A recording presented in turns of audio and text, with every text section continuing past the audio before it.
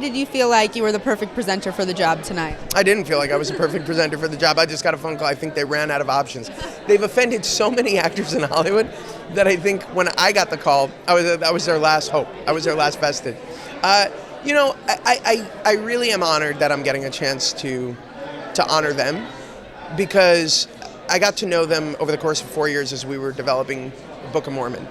And when you get to see their brilliance, not just on screen or not just on stage, but actually sit down and see their process and see how they work, you really come to this realization that there's nobody better at what they do in the world of comedy and in the world of satire than Trey and Matt. And I do think that one day they will be studied in satire classes along the greats.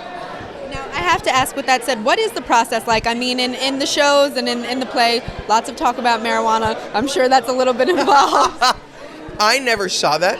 I was never invited to those writing sessions. I'm a little offended now. Suiting that Colorado, where they're from, now legalized marijuana. But no, what it comes down to is this unbelievable understanding of what's funny, what's universally funny. And they know how to tap into it so brilliantly. And when a joke gets 90% of a laugh, it's never good enough. It's only when it gets that 100%. And I think that that's what their process is about. It's about fine-tuning, fine-tuning, fine-tuning. And it's all done under the pressure cooker of doing it in like a week or a day. And I think that's what's so incredible about them. Now, I saw the Book of Mormon recently when it came to LA, and I absolutely loved it. But I have to say, it dramatically changed my influence or my opinion of Mormon people. So when Mitt Romney was running and he's going on the platform of being a Mormon, changed my mind. Did you think that would have any effect on people, or if people who saw the movie would have a different approach? Well, I think it's fortunately and unfortunately an inevitable comparison. I think Trey and Matt would be two of the first people to tell you that they absolutely adore, respect, and love the Mormon community, which is why they keep coming back to satire them. And I think to a certain level, if you've seen the show, you realize that at the same time that it's satirizing this culture, it's actually celebrating it. And I remember somebody coming up to me, a few people actually, and telling me that they converted to the Mormon church after they saw the show.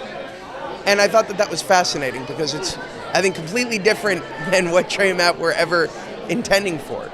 But that's an amazing thing to have happen.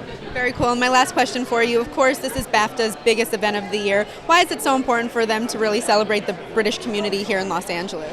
Well, you know what? I think that it all starts in Britain. That's where that's where our education starts, whether it's Shakespeare and artists, earlier artists. And I think that there's this understanding that in order to keep going forward, we need to go backwards. And whether it's the greats or whether it's the new greats like Daniel Craig and all of these amazing people right now, Cate Blanchett, I think, who's Australian, I don't know why I mentioned her. I feel like that Miss America girl who just kept talking but wasn't really saying anything for a long time right now. But I think that's an amazing celebration of both cultures. And I think it's important because I think we all respect the Brits and kind of want to be them. So it's good that they pretend like their little brother can rise to the occasion.